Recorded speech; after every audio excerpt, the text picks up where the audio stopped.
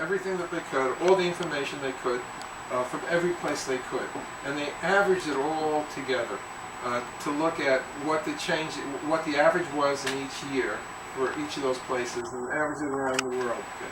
So this, whoops, let's see, turn it back. This is changed this is in inches, okay?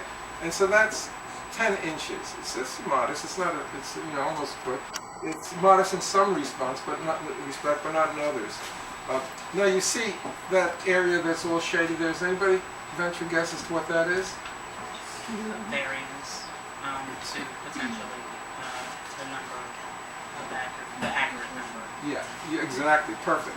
So this is our uncertainty, because the numbers are scattered around, and there are fewer observations here. So this is actually a result of some kind of statistical analysis. I can't tell you exactly what it was that they used, but there are a number of them. But the point is that as time goes on, it gets more and more certain. Okay, the number is more and more accurate. But even here, even if you took the top and bottom curve, it's not going to matter a whole heck of a lot. But what's added here that happened since roughly 1980, or perhaps it's slightly before, are satellite observations. Now the satellite measurements, they're dead on. They're really dead on. That's my business. That's the one I know from NASA.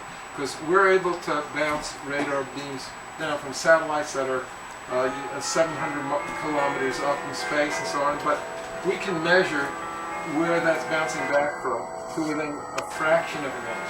We really know what the levels are. So those numbers are gathered.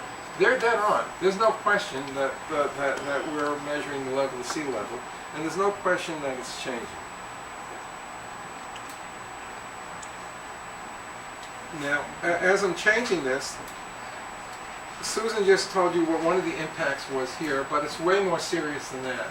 If you look at New York City recently, whenever you have an event, now we're not going to say that a result of the CO2 was the dramatic effects of the recent hurricane that hit New York, but what I can say is that the flooding that happened in the subway system and the way and the tremendous impact of this terrible weather event was exacerbated by the fact that the tides were much higher than they had been in the past when the city was first constructed, and all everything that was done to keep the ocean out, so on. Just a raise of a few inches for something that you felt on the average would be much lower could cause a tremendous impact.